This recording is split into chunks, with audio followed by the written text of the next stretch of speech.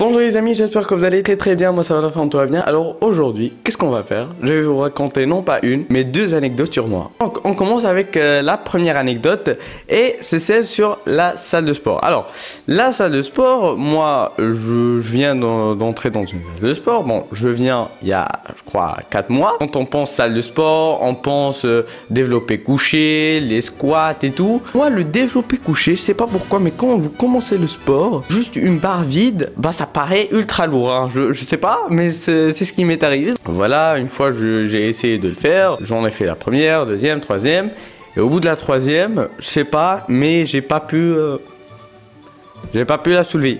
Donc il y a eu un mec qui est venu, il m'a aidé et tout. Et depuis ce jour-là, j'ai jamais touché à une barre de développé couché. Jusqu'à que je me dise, alors pour avoir des pecs, c'est obligé de faire des développés couchés. Bon, ça c'est sûr. Si vous voulez des pecs, faites des développés couchés. Il n'y a pas plus simple que ça, hein. Jusqu'à un jour, je me suis dit, alors là, aujourd'hui, je vais faire des développés couchés.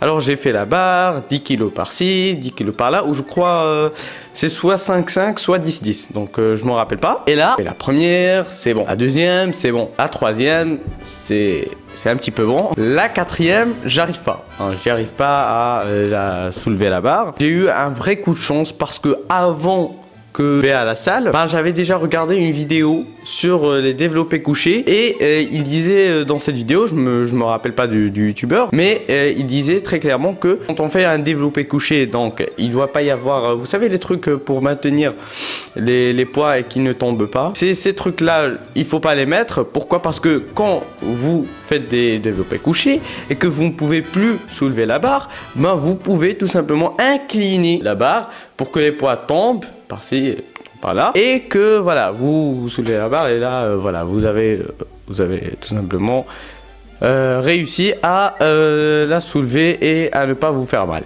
Voilà.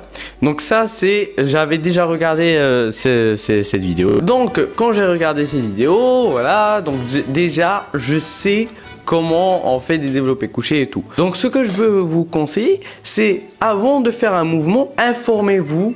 C'est-à-dire pour déjà ne pas vous faire mal et pour exécuter le mouvement correctement. Donc si j'avais pas regardé cette vidéo et qu'il y avait personne, eh ben je ne saurais pas ce que je serais devenu maintenant, hein, parce que je sais pas, mais voilà. C'est-à-dire que s'il y avait personne pour m'aider et que j'ai pas vu la vidéo, je serais mort sûrement. Donc ça c'était pour la première anecdote. Pour la deuxième anecdote, c'est le prof de philo. Alors, pour vous dire toute la vérité, hein, quand j'ai fait cette vidéo sur la prof de français, bah il y a tous les profs qui me disaient: alors, tu vas pas faire des vidéos sur nous? Non, ça se fait pas, ça se dit même pas. En fait, moi je vais pas à l'école pour faire des vidéos sur des profs, tu vois. Moi j'ai fait ça juste pour la vidéo. Et ça, c'est devenu... ouais, je referai plus jamais une vidéo sur les profs. Mais je vais vous dire le contexte. Ça, c'était l'année dernière. Alors, le prof de philo, il vient, il nous dit: alors, la semaine prochaine, vous devez présenter un sujet de votre choix. Donc un sujet de votre choix.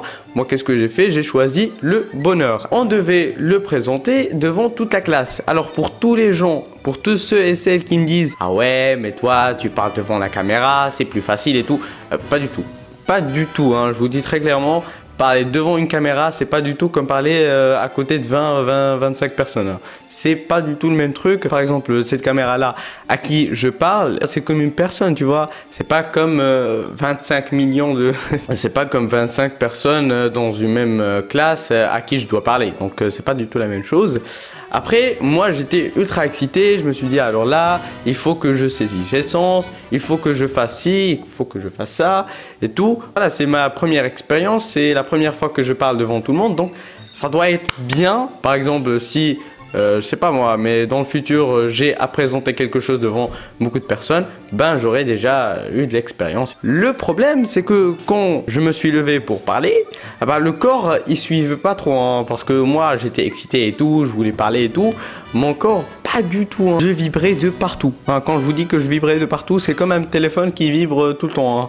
Ah non, mais vraiment, je vibrais de partout. Mes lèvres, mes lèvres, je sais pas, ils vibraient. Mes sourcils, ils vibraient. Donc tout vibrait dans mon corps. Hein. Même quand je voulais écrire quelque chose, ma main vibrait. On le voyait pas trop, mais au fond de moi, je le ressentais, hein, ça c'est sûr. Je me disais, alors là, je crois que je vais foirer, là, je crois que je vais foirer. Mais ça s'est bien passé, j'étais content à la fin, et voilà, et le prof m'a félicité, il me disait, il m'a dit très bien, les élèves ont commencé à applaudir et tout. Et ça s'est passé très bien. Mais si j'avais foiré quelque chose, je sais pas, j'aurais limite commencé à bégayer. Non, je sais pas, vraiment. Il y a des situations, il y a eu, je crois que dans un monde parallèle, si j'avais fait un truc qui, voilà, je crois que j'aurais eu la plus grande honte de toute ma vie. Ça s'est passé, c'était vraiment bien. Donc ça m'a appris pas mal de choses et même j'ai fait je crois une présentation ces derniers temps en français et ça s'est passé super bien et j'étais très excité et mon corps il suivait un petit peu. Si je peux vous donner un conseil et si vous pouvez retenir un conseil de cette situation, c'est que si vous voulez faire quelque chose, faites-le sans vous dire ah non c'est très chaud et tout, parce que oui c'est vrai, moi j'aurais pu me dire là je vais pas le faire, moi j'ai très honte, je suis un petit peu timide et tout, donc ça y est, ça va, voilà, vaut mieux ne pas le faire.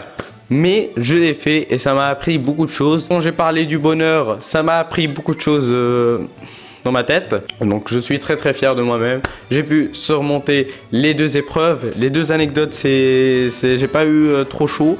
Bon, j'ai eu trop chaud, mais j'ai réussi à surmonter les épreuves. Donc voilà. C'était, je crois, une petite vidéo où je vous ai raconté tout simplement deux de mes anecdotes. Ça m'a fait du bien. On a bien rigolé et tout. Voilà, c'est le principe d'une vidéo. Donc les amis, j'espère que cette vidéo vous aura plu. Si c'est le cas, allez, je vous attends, hein, Eh oui, abonnez-vous, likez, partagez, faites ce que vous voulez. Alors, qu'est-ce que je vous dis? Je vous dis